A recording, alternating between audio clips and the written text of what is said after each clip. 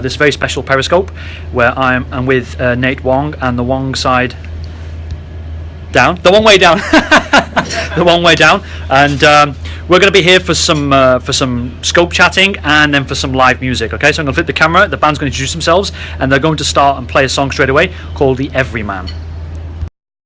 Okay, so who do we have on sax? I'm Callum.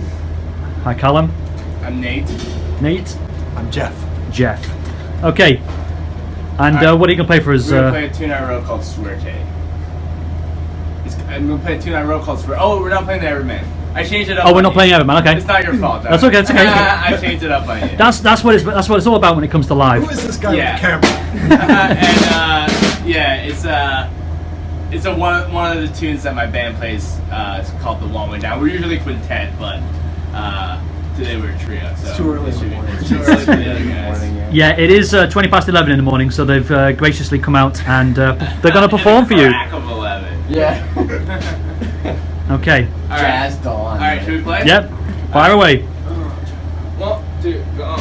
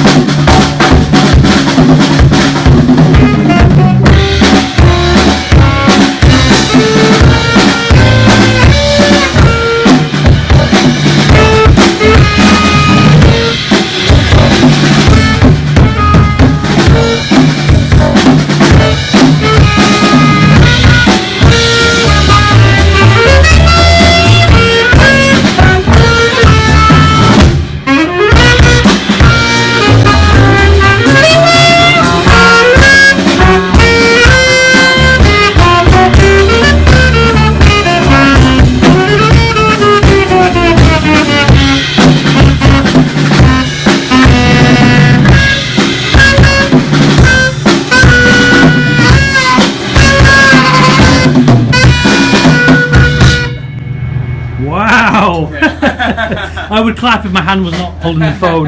Right, yeah, do the clapping. There we go. How was that, guys and girls? Everyone's saying yes. Great, great. Okay. Can they play Whiplash? We're not doing requests, are we? I can try later. Okay. We'll see if my hands start bleeding. Okay. Yeah. Well, we're gonna give the guys a break. We're going to speak to Nate. We're going to sit down with Nate, and we can talk about your questions about SoundCloud and everything like that. So it's going to be like a little bit of music, a little bit of chatting, a little bit more music, and a bit more chatting again. Okay, so I'm going to flip the camera. We're going to sit here, and then we're going to have a chat with each other. Now, I can't read the comments, so what you need to do, if you want to ask some questions, you need to go to my Twitter page and ask the question via Twitter. If you don't know how to do it, then you can go to the share sheet in Periscope, okay, and delete everything that's in the share sheet. Obviously, share the scope as well on Twitter, and then delete everything, but leave my name at JonathanJK, and then send me your questions that way, okay? Right.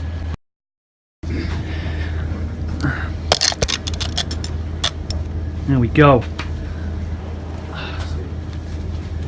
Okay, thank you, Nate. Thank you for that. Cool. Where is my other little phone? Where's my little phone again? Did I lose it again? There. Oh, there it is. Oh, now I can check the chat on this phone, and I can check my Twitter feed as well if I fire it up. Okay. So yeah, send me your questions via Twitter. But first, Nate.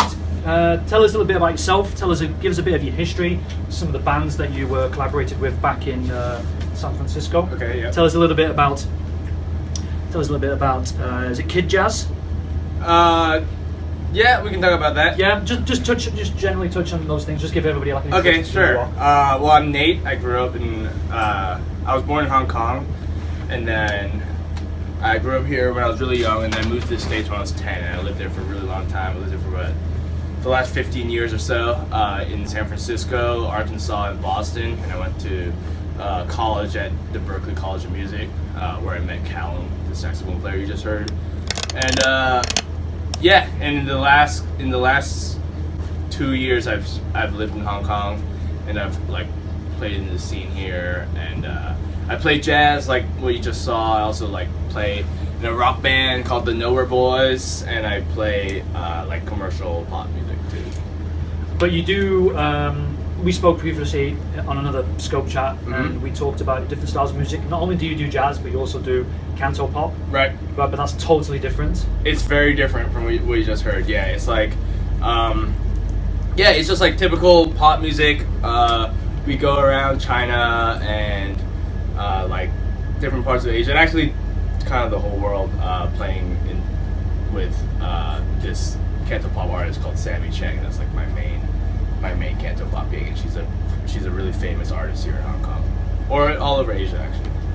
Okay, when you say China, you mean mainland China. Which parts of China do you tour? I mean, we've been to a lot of cities like Shanghai, Beijing, Shenzhen, Chengdu, and like honestly, we go places that I haven't even heard of, and we go there, and because there's so many little cities in China, we'll end up doing tours to cities I've like never heard of, and like wow, there's a whole city here, and I never in. Yeah, like yeah, because that's how it works. There's just a lot of small cities in China, and we just tour all of them. Okay. Yeah. And you studied in the States. Yep. Can you let people know you studied at Berklee, not the other Berklee, but yeah, the other Berklee, Berklee. It's a music school in Boston. Yeah. And what was it like studying there? Why did you study there? Okay, yeah, it was really amazing. I met all these amazing people like Callum and like other musicians that just play really well and had like crazy work ethics. So I like learned how to play there and like be a good musician.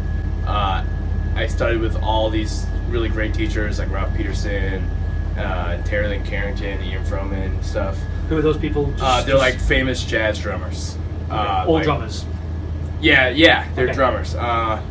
And yeah, I mean, I actually dreamt about going to Berklee like even in high school and stuff. So when I had a chance to apply, I was happy to apply there, and I was lucky to get in. So Okay, yeah. but you were here first. You were born and raised in Hong Kong. Yep. Yeah, and you studied here. And I went to middle school and high school in the States and college. But most people, and this is a joke that I have sometimes in my scope chat, because some people say, "Oh, doesn't everybody know kung fu?" And I make the reply, "No, actually, a lot of people know piano." Yeah, right? Exactly. Piano and violin more than kung fu. You couldn't. You couldn't. You didn't learn piano. I actually did learn piano. A little bit piano. Yeah. My first instrument was piano. Right, but the drums. That's what my point is getting at. Is you were kind of limited by doing your drums in your house, and you said I read somewhere that you had to move elsewhere because of the confines of the apartments. Well, what it was that when I was in Hong Kong, I just did what all other Hong Kong kids did, which was like learn piano from like age 5, and then like eventually I switched to the flute, which is also like a lot of, it's just more typical of like what you would do in Hong Kong, which is like play classical instruments, like learn piano, learn violin or something. But then when I went to the States, I had like more freedom to choose what I really wanted to do, and like it's really hard to have a drum set here in Hong Kong. So when I was in the States, like I finally got a drum set and I could like play in my house. In Hong Kong, if you don't know, like everyone lives in like high-rise buildings, like so you just ain't putting a drum set like when you have like neighbors like everywhere. So I couldn't play drums, and it wasn't really even an option in Hong Kong. So when I moved to the States when I was 10, I started playing the drums then. Okay. Yeah. I can only imagine, because sometimes with my job it takes me to people's different apartments, and I can hear pianos being played. And obviously a piano is a much softer kind of instrument. Right. But then you don't so really imagine wanna, drums. Yeah, imagine drums. Yeah, so it's just not even really possible. Okay, you touched on some of the people you collaborated with and you learned from back at in Berkeley. One of the questions that was given to me was some of your drumming inspirations. Was one of them Omar Clay? What about him? Yeah. Wow, Omar Clay is a very good drummer. Oh wow, yeah, you're pulling stuff from when I was in high school. Yeah, Omar Clay, when I was wow, Jonathan, well, very good research. This is our mutual friend helping me out with this. Yeah, Omar Clay was a drummer that worked with Art Blakey and stuff, and he was like kind of a legend in my hometown in Fairfax, California. And actually, but he's really famous throughout the U.S. and he's a really good drummer. And it was pretty much like one of the first real jazz drummers I got to see up close in the States. And he actually passed away like while I was in high school. Yeah, 2008. Yeah, yeah, he's a really great drummer, and I think I guess you pulled that from an interview I did like while I was in high school about jazz, like about what I was doing like as a high school jazz musician.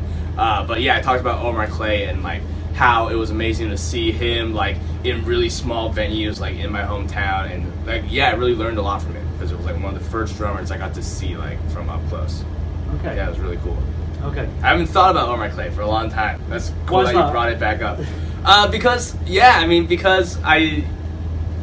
I grew up watching him in high school, and then I went to Berkeley, and I went off to different countries, and I just never really thought about it that much. But yeah, it was an amazing inspiration actually. If anybody else wants to look him up, what are some of the albums that he did?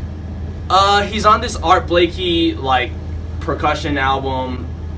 I can't remember what it's called. Do you remember what it's called, Callum? That Art Blakey like where there's a I can't remember. I have no idea. Yeah, he's famous for that, and I don't know what other albums he's on. You can look it up, but he's not one of the most famous drummers ever, but a very well respected drummer, and I'm sure he's on a lot of good records. Okay. Now I've never heard of Berkeley, the music school. Oh, okay. I've heard of the other Berkeley. Yeah.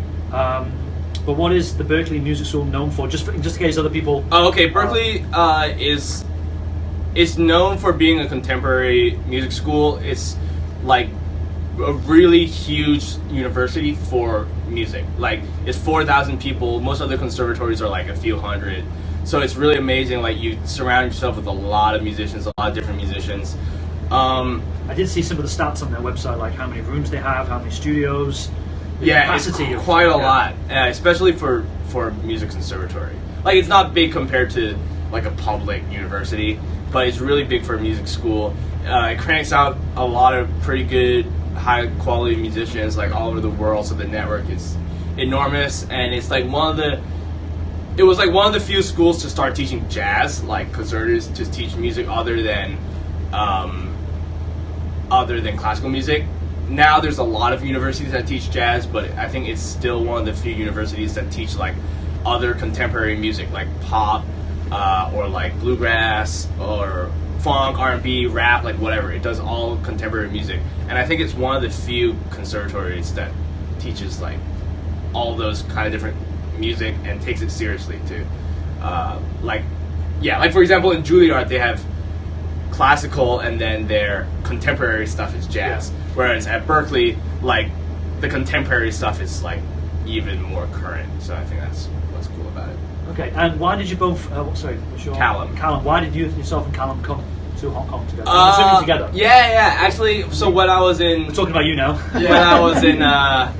When I was in Berkeley, I started this band called the Jazz Tellers, and it was a pretty cool band. There's a lot of YouTube clips of it, and like part of what the Jazz Tellers did was go on tours, like kind of throughout the U.S. and to Hong Kong, and Berkeley paid for these tours, and like we would do some outreach and some clinics, and like do some recruitment or just outreach for Berkeley, and like one of the years I did it twice. One of the years I brought Callum with me, and he had such a good time that he ended up like kind of staying or coming back soon after the tour ended, and then he like found a lot of success like working in the scene here, and he like met his wife here, and so he got married. And actually I wasn't back in Hong Kong at this time. Like he came back by himself without me, so I like brought him on that tour. I went back to the States, and he came back to Hong Kong and lived here for a while, and then like I think like after a while I moved back here too, so now we're both here. Okay. Yeah. Okay, I've got some questions from Twitter already for you. Okay. 3 questions. 1, Alex asks, has he played at Wally's Cafe in Boston? Yes, I played at Wally's. What's significant about Wally's is like one of the older jazz clubs in Boston. It's really near Berkeley, so they have the jam session there all the time. It's like a really small, kind of like a dive, but like with a cool vibe. Yeah. Aren't they all like that though? Yeah, exactly. Yeah, like every other bar in the U.S. Right. Yeah, it's a kind of a historical place. It's really cool. It's really near the school, so I was there a lot. Okay, something that we both overlooked maybe at the beginning. We didn't discuss your age. People are curious. Case is curious about your age. I'm 26 years old. And how many band players are there normally? There's 5 of us. It's called Nate with the Wong way down, like wrong, but you replace the word wrong with my last name. And then there's 5 It's almost racist, but it's okay if you do it. If I do it, exactly. That's the whole point. Yeah, so there's usually 5 or sometimes even more of us. Like there's piano and trumpet at least usually. So you can go online and search it. Like a lot of my compositions are on YouTube. So yeah, this is my main jazz project. And could you plug your YouTube? Yes, the channel is called, I think it's just youtube.com/Nate Wong. If you can't find it, you can just search Nate Wong drums and it should be me. Okay, and so for those who were watching at the beginning and saying there needs to be a piano, there is. It's just that it's 11 o'clock here. And this is purely voluntarily. This is all their time. They've come here to put on some music for you, and I guess the other 3. That's still in bed or something. Yep. Okay, some of my questions. Let's go back to some of my questions. I wanted to just change it slightly to talking about the music scene in Hong Kong. Okay. So I've lived here for 4 years. I still don't know, and you told me about the place called Peel Fresco. Yep. I never heard of this place, so that made me think, well, what is the music scene like here? I would find that answer interesting, and so would they if they ever come to visit Hong Kong. What is it like? Is it concentrated? Is it scattered? It's actually, I'd say it's pretty, it's actually pretty expansive, I think. The jazz scene itself is not a huge jazz scene. Maybe there's like 10 venues like across the city where you can play, and like the scene, like there might be like 100 people. There's some really high level people here, and it goes across the board. But I think it's expansive, like in the sense that like I play in the jazz scene and I play in the canto pop scene, and there's a lot of good players in the canto pop scene. I play in the rock scene, and there's a lot of good stuff happening in the rock scene. And like the scene is big enough where like even though like for example, I mean we all like everyone you just saw, like Callum is a professional saxophone player, Jeff like plays in the Hong Kong Philharmonic, which is a really professional orchestra, and like I play in Sammy, which is a really professional band. But like the three scenes don't even overlap, and they're like three really professional scenes. So it's like there's a lot of good music going on here. Like in other places I've played, like in Arkansas, when I was living in Arkansas, like basically every professional musician knew each other because it was just there's not that many. In Hong Kong, there's like really professional things happening everywhere, like to the point where it is kind of expansive in a way, where I don't even know everyone in Cantopop. Certainly Jeff, who worked in the Hong Kong Phil, doesn't know probably hardly anyone in the Cantopop scene, and vice versa. And like, so yeah, I think it's pretty expansive. I think there's a lot of good music here. There's some very high level people here.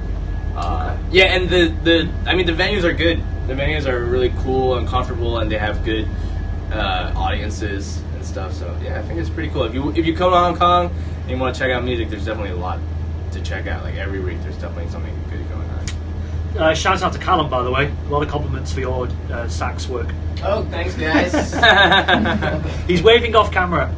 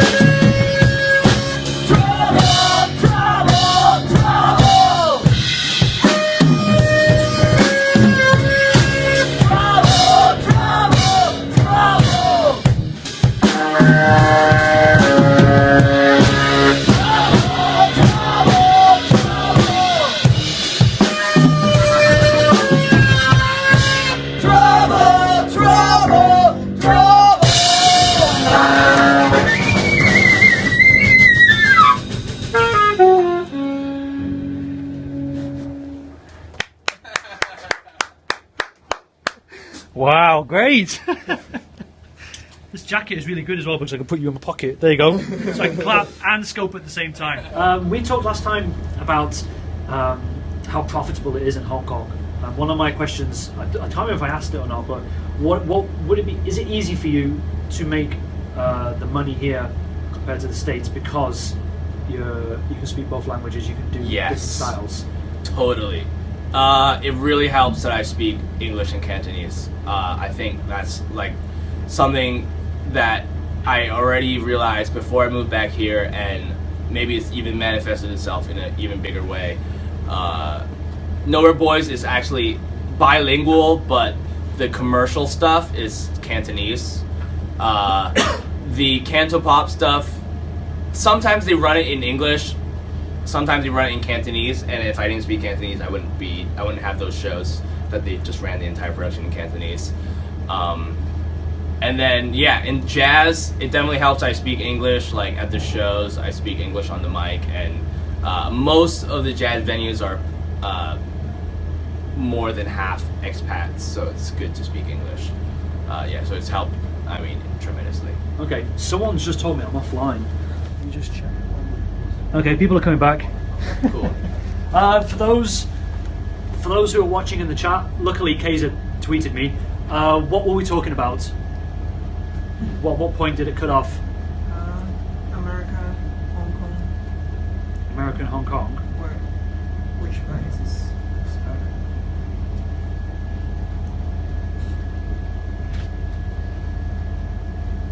Only 30 seconds ago. Oh, okay. Right. So just in case, I'm going to create a bit of overlap.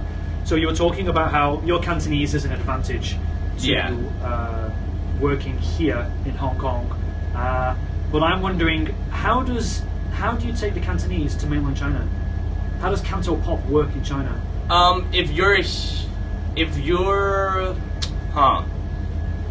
That's interesting. That's a question I'm trying to figure out too. I think if you're very popular in Hong Kong, you will get a little bit popular in China. Like if you're a band, like there's a couple examples of bands. The artist I work with, Sammy, she got popular in the 90s, and she's a huge star in China now. I'm still trying to figure that out because they only speak Cantonese in Hong Kong and a few places in China. They mostly speak Mandarin in China. So the trend now is for most pop music to be in Mandarin, and even in Hong Kong, they make more and more music in Mandarin so that they can sell it in China. The Cantonese, yeah, it's an interesting question actually. It's really more specifically for Hong Kong and like southern China, and yeah, it's more based in this area. Okay.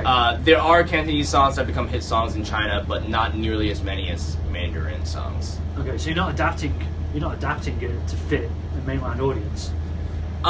No, we're not really adapting it. Yeah, we're not. We're kind of we want it to be mostly in Hong Kong, just because our singer sings better in Cantonese. Like it doesn't, and we like write better lyrics in Cantonese. Like, I mean, they speak a little bit of Mandarin, but it's just not. It's just a second language, so it's not. I don't know. We haven't decided to make it in Mandarin or anything. Okay. But I think the trend overall in really commercial music is to make more music in Mandarin so that you can sell it in China and Hong Kong. Sure. Yeah, Okay. and I think also musically it's different too. The two languages sound really different. So Mandarin actually you can make more American sounding style pop music in Mandarin because of the way the language works. Cantonese has like really specific tonal qualities, so you can't really bend words the way you do in English. And Mandarin, you can kind of bend words to make it fit melodies. In Cantonese, you cannot do that, so you have like a kind of a certain framework you have to do. Do you have an example for people who are not? I don't know what you're talking about. Like, okay, like if I say the word ma, it means mom. If I say the word ma, it means horse. Yeah. If I say the word mama, it means so. Like, I'm sure all of this sounds like quite similar to you. For a Cantonese speaker, these are like completely different words, and like in a way to me, it like if I just spoke naturally, I don't even think that they come that close to each other. But actually, yeah. So like if you're putting into a melody, you can't really bend the word mom too much, or else it becomes horse. Like for example, I don't think there's like this problem in English, or not as much. So that's the example. Okay, so but when they sing the song, Mhm. you're saying they're manipulating like the tone with that ma, and then creating words that I'm saying that you don't have enough as much room to change the word. right. Whereas in English, you can like say like you can like if it's like let's dance tonight, you can like make let's dance tonight like kind of any melody. You can change the word tonight like is in a lot of different ways. You can't really just change words in Cantonese like the way the word's shaped. Otherwise, it becomes a totally different word. That's why Cantonese, it's restrictive in one way, but you kind of have to make. I mean, the challenge is to like be creative within that framework. Okay. Yeah. Is that because Cantonese is older? It's more rigid. Is it more It's a rigid? very rigid Yeah? language. Yeah, totally. Okay. Yeah. So that's why it's not going to work. That's why. Yeah, that's why it's just a different challenge to make Cantonese music. Okay. Okay, let's have a look. No more quality. We've got some cases on fire. There is no pen leaking in my suit. All my pens are carefully placed on the table. Do you think I'd put a pen in here? Unless it was in like a little jiffy bag. Homer Scopes, tell him to follow Claire Means. She does well monetizing her music with busking. Yes, Claire Okay. Means is someone I'm in contact with. But Okay, she cool. does monetize her music and busk online as a periscoper. Wow. Okay. Yeah. Cool. I'll check that out. She's really engaging. You have to give that to me after. Okay, we'll do. after the interview. Okay, I think we're going to do the last song. Is that okay? Cool. And then we're going to probably give Jeff and Callum. Do you want to say anything? Do you want to speak? I don't know, like what? Just, I don't know, just say hello and maybe they got some questions for you. 'Cause Sure. I know because you said you went to Berkeley as well. Yeah, I can do that, yeah. I gotta run in like 20 minutes though. Okay, Ah, I'll be done by then. Okay. Oh, yeah. cool, great, yeah. Okay, so again, Ray's flipping the camera and I'm going to create a brand new scope. What are we gonna do? Open file, really. Okay.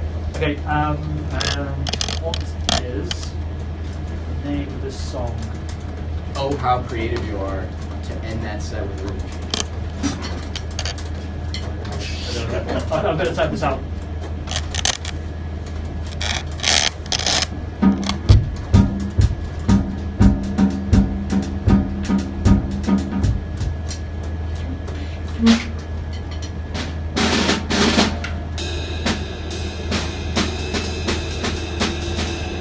Say again.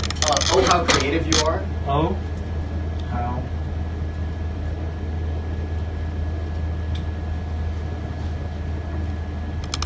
creative. Oh, To end that set. I don't think I can fit it on to. You can just Yeah, just call it And oh how then- creative you are. That's Yeah, fine. okay. Yeah. I'll explain. I can explain. Explain. Like, do you want to explain to this camera? Okay, I'll explain. I was gonna explain after, but we can explain now. Is it on? Yeah. Okay, so this song is a song that Callum wrote. We're playing a lot of the stuff that Callum wrote because it works a little bit better as a trio.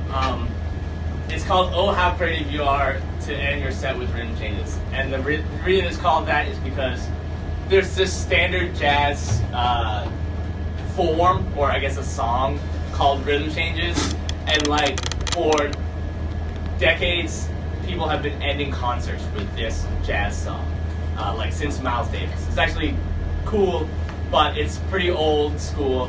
And so then Callum wrote this crazy version of this jazz form. It stretches it pretty far, but it's still a rhythm changes.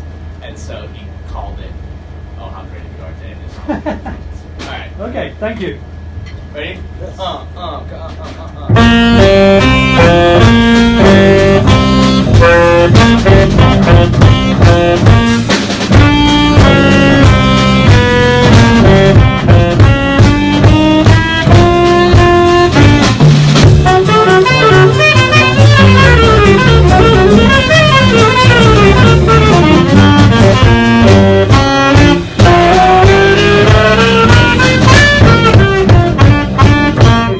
Thank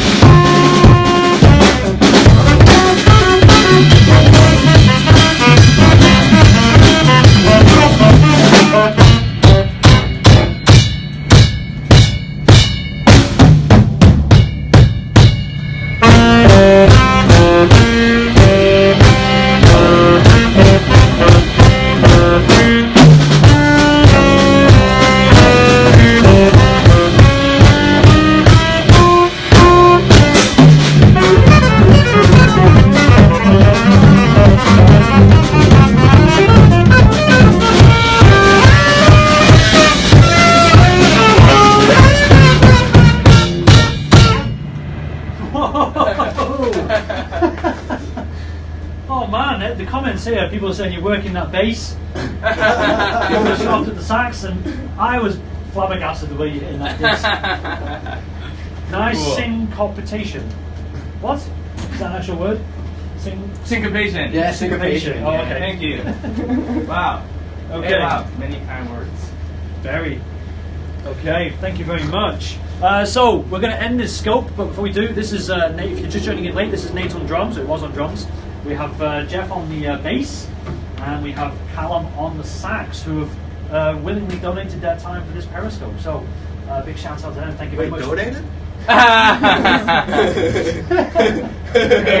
Where can they find the both of you? Where can they find us? At the Wong Way Down every Sunday, and then all kinds of A random lot of these days, I people guess. are around the world. That's the thing. Oh. Yeah, Callum is like a very crazy, creative guy, and he does a lot of projects. Like other than music, he draws comics. We should Periscope that. Yeah, there you go. You can check out my my Facebook page, which is Recognize Patterns. So there you go. You can look up Recognize Patterns. Okay. So there's like music and like comics and stuff there.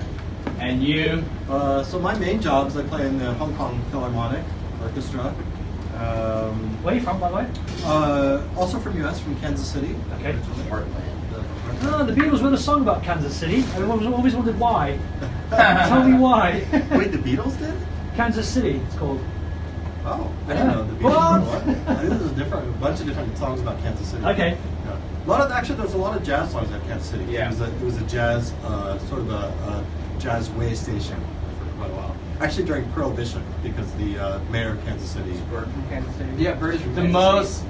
one of the fathers of jazz music is from Kansas City, Charlie Parker. So it's like a very rich musical city, actually. So bassy too. Bassy. Yep, Yeah, Basie. a lot of famous jazz musicians from there. Okay, I'm sorry, I interrupted you. You said you studied at Juilliard. I did a bit of Juilliard at Columbia and another conservatory called Manus, also in New York. Okay, and where can they find you online? Well, good question. Probably mostly with these guys, because that's who I play with. Besides the Hong Kong Philharmonic Orchestra. Okay, Red Dove says they wrote a song about Kansas City because they were popular there among the states. Oh, I'll have to look it up. I had no idea. Okay, All right. cool. I've learned something as well. 'Cause I've always wondered, Yeah. why do I write a song about Kansas City and not Blackpool or London? Okay, I'm going to end this scope. Ray is holding the second scope for this one. Okay, so thank you for watching on this shaky camera one here. Okay, thanks very much, and I'll see you again. Recognize patterns on Facebook. Yeah, recognize. Or Yep. recognize. Recognize. Okay, Like I'm telling you to recognize them. there we go. Okay, thank you very much. So you better recognize. Yeah, you gotta recognize those patterns. Yeah. Okay. Oof. Thank you. Okay, so we're going to end the scope. I'll flip the camera now. Okay, I hope you enjoyed that. Don't forget, I'm doing Eugene Powell and Mike Montario later this week as well, and I'll be scoping their jam sessions at some point and sitting down with Eugene. So yeah, thank you very much for watching, and see you on another scope. So one last time. See ya. Thanks. See you guys. Yeah. Bye.